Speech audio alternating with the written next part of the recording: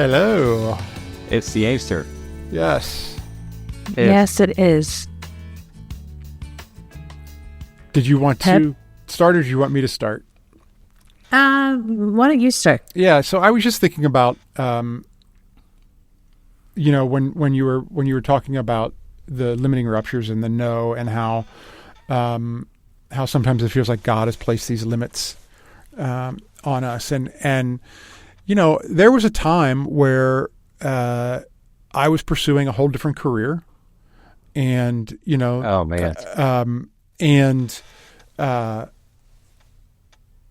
I would say felt like it was what I was supposed to be doing with what I felt like my I don't know that I'd say call, but my purpose and my makeup and all that.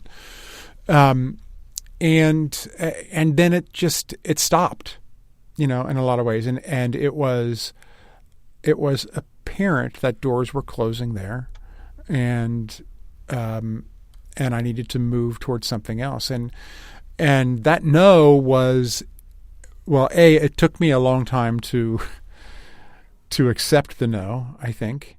And then even after I accepted it, and I've shared with you guys before that there was a mourning that snuck up on me that I thought was complete already, and came even later. And so A mourning, you mean like a grief, Pep? yes. Yeah. And so in retrospect, sitting in my position that I'm in now, to be able to look back at this all happening, I've got a great, wonderful life. I have vibrant work. I have all those things, but I didn't necessarily like the way it felt when I was being told no. I didn't like it at all. Yeah. And didn't want to accept it for a long time. So. Yeah. Well, I think, it's funny. I think when I reflect on the decision that we made, the decision was formally made 5 years ago when I sold the practice to Courtney Morrison.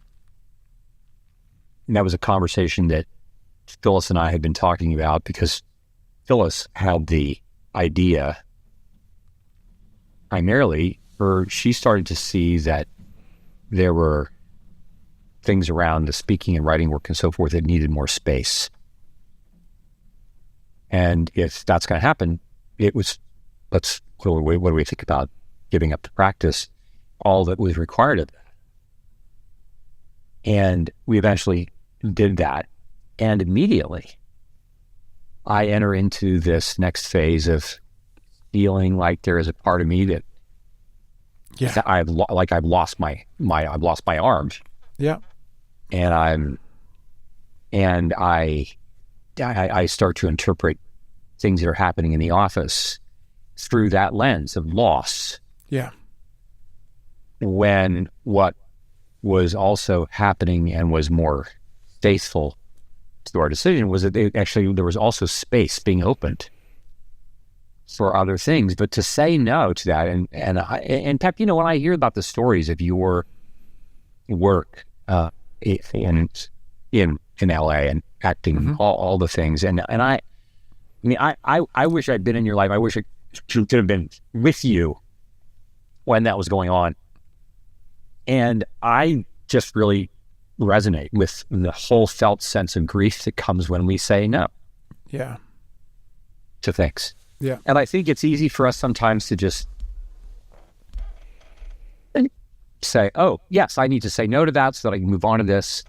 And we can sometimes too easily skip over the grief that comes. Yeah. And that's not the most helpful thing for us to do. Yeah. Yeah. I was having to say no to something I loved. It didn't always love me back.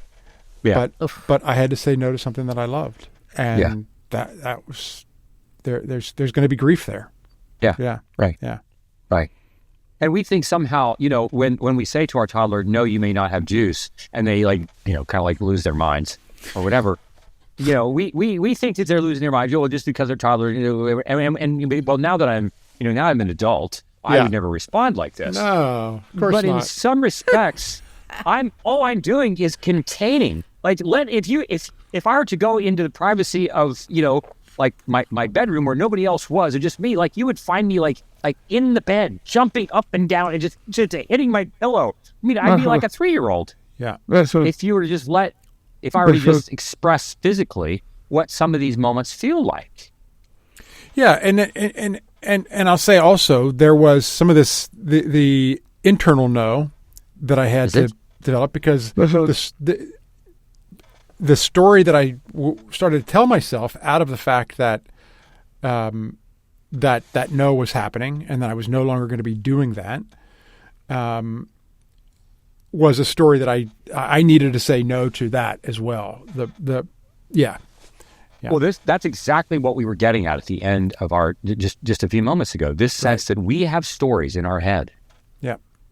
That we have a limit-setting rupture that occurs, and then we can pile on with our own, as we'll get to in the next episode, we can pile on with our own version of toxic ruptures that we are creating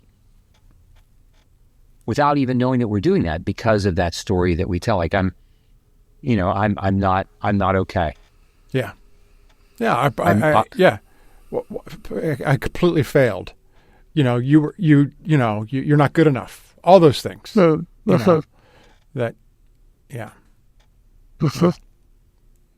So. Yeah. Thank goodness I'm just healthy and strong now.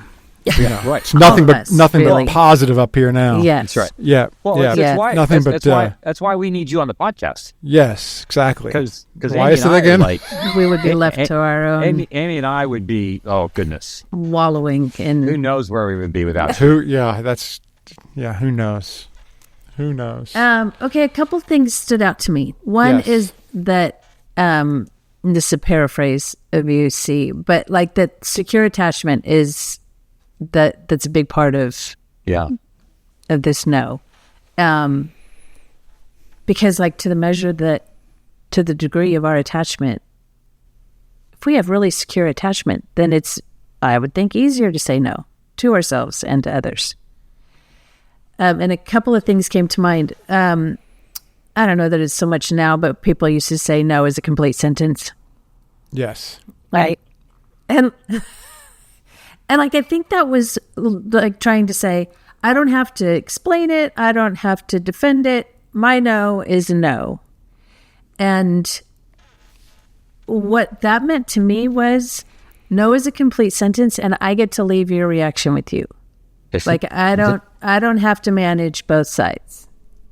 I want to hear, I sometimes want to hear your response or whatever. But being able to say no and leaving it with the other person just hit me. Yeah. We're going to come back to that. That's a really big deal. We'll come back to that. To leaving it. Yeah. Right. Yeah. And then speaking of rehab and telling parents no, and Pep, when you were talking about your dad, I thought, well, I was probably 20 and my mom was in rehab detoxing from painkillers.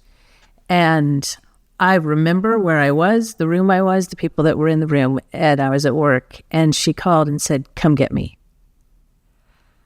And I wasn't expecting that. I mean, talk about flooded, immediate. And to tell your parents no. Yeah. But thank God I was so clear on the no. I was like, I would be doing such a disservice to say, yes, I'll come get you. And I said no. And, we all survived that. And I was like, holy cow. Yeah. Well, I you remind me, Amy, of the number of times over the years where I meet with someone, they make an appointment to see an initial evaluation. They come in to see me. I meet with them and I say, well, tell me how I can be helpful. And they say, well, I'm here to talk about my 19-year-old son. Are you? Okay. And of course, it's not long into this conversation before we have to begin the process of turning the conversation toward what's happening with you, the parent, and how it is that it's difficult for you to offer a limit-setting boundary to your child, in which you are going to say no, and there's going to be a rupture. And maybe that's perhaps because you didn't set those limits when they were 9 months or 9 years. And now we don't know what to do with these things because we're so afraid of this. It happens within marriages where spouses have a hard time saying no to their spouses when it would, to say, I realize this is really hard, but that's actually on your side of the street, right? That emotional response is, we've had cases within marriages where one party is working really hard on their stuff, and the other party is not working so hard on their stuff, and the party that's working hard on their stuff says it says to their I'm really not happy. I'm really unhappy with where things are. And the other party wants to say, well, what do you expect me to do? And we say, actually, that's not for me to figure out. I'm just letting you know I'm not happy with where things are. And of course, they don't know what to do with this because there is this sense in which they are used to behaving in a certain way, just like a 3-year-old or a 14-year-old is used to behaving in a certain way. And we are setting a limit. But again, this gets back to, right. And this gets back to this whole notion of how this limit setting rupture has a particular intention behind it. That's gonna be very different when we get to toxic ruptures. The intention is for growth. The intention is for creating greater connection. The intention is greater differentiation, more deeply connected linkage, greater integration. That's what this is about. There is an intention that is going someplace. I need my 3-year-old to eventually become a 13 and then 23-year-old who can say no to some of their own internal impulses when it's not okay for them. And then the only way they're going to learn that is if they're given opportunity to not want to do that and choose to do it. And I mean, this is out of need. This is Cain and Abel. This is as old as humanity, as old as the scriptures. And it's what well-developed, integrated interpersonal neurobiology looks like, as it turns out. Yeah, I think about the being able to say no, and no being a complete sentence, and all those things, and I think about when I was working as even in the peak of my acting career, when I was really working a lot, the amount of times I was being told no, and this rejection of no, yes. Yeah. And so I've had to learn to, because when someone says to me, we want you to do this because we think you're perfect to help us with it. I'm like, yes. Yes, they want me. They want me. Take it. And yet, even if it's not good for me to be, if it's not, if it's this is not going to be good for anybody. You don't need another thing. Right. I don't. Yeah. So I've had to really learn to be able to say no, even when, I want to say yes to a certain extent. Right. That's been a learning experience for me that I'm still learning. But, and that's a bit of a story that you tell yourself, right? Like you need to say yes to the yeses because that feels good to you and means you're valuable and important and wanted. Yes. But you are all those things even without that yes. Yes. Wow. Yeah. So I think we are not always as aware of the multiple different ways in which limit setting ruptures are intended to be effective, right? We set them for others. Others sometimes set them for us. We have to set them for ourselves. And sometimes it's not always clear to me whether or not I need to set this rupture. Sometimes I need to set a limit for someone else, and I'm afraid to do it. And so what do I need? I need to come here and talk to the two of you and borrow your courage. Because you're going to say, well, Curt, what are you afraid is going to happen if you set that limit, if you say no in that way? And I name that, and then you are with me. And if I'm less frightened, then I can be more creative in imagining what it is I really want to have happen as a good thing by setting this limit. And include that in terms of articulating the intention of why this is happening. And sometimes, so we will just say, like my wife Phyllis likes to talk about how, she heard, and how many of us heard also growing up? Well, why do I have to do that? Why can't I do that? Well, because I told you so. It's not very helpful, That's right? super helpful. And she heard these admonitions as well growing up, and she says, like, it would have just been helpful for me to have an understanding about what's behind that. I would like to have some explanation. Even today, I want the why. Yes, I said so. Right? Yes. I mean, if I have the why, I can deal with almost anything. Right. Give me the why. Right. Yeah. Let me understand it. Right. Yeah. And certainly, if you're talking to a 2-year-old, Yeah. that's a different conversation than when you're talking to a 12 or a 22-year-old. Those are different conversations. But sometimes we think that, we're just going to talk to the 22-year-old in the same way that we talk to the 2-year-old, and they should just be able to get the same message as if they're the same person. And it's not really the same person. And I also want, so I think it is fair to say that, like all things, when we're setting, limit setting ruptures are worthy of discernment. Sometimes we will say no without explanation because, I think of, my goodness, I think about people who have to fire people from jobs. Yeah. People aren't right. It is a limit setting rupture. And even if, as we say, anytime you're letting somebody go, this is not going to end well. I mean, this is not like, we're all gonna have I'll fire you and then we'll go out to dinner together. Yeah. Like we're doesn't usually go that way. Right. And so those who are listening who've had to do that, or those who are listening to whom that has been done to them, the whole notion of intention is really important. And at the same time, it can be, we can have the best of intention and it's still difficult because I have the best of intention talking to my 3 or 13-year-old, and it doesn't really matter what my intention is. They're not happy with me.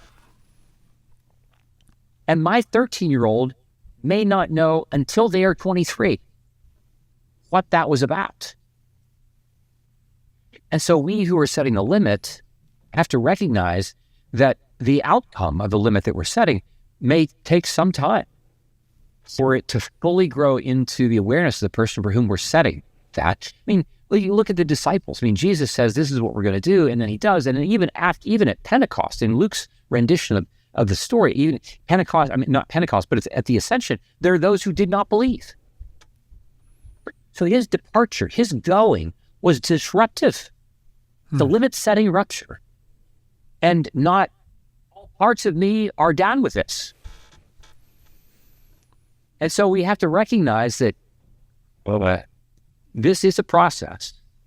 So I don't have the expectation, oh, great, now that we've had this podcast episode and all of our listeners have heard this, like, oh man, limit setting ruptures. I can't wait to go out and find them and see where they're going to bring me joy. This is going to be fabulous. Awesome. Oh, easy. Yeah. Huh, bring it on. Yeah. No, it just to admit and to acknowledge, it is still hard to do.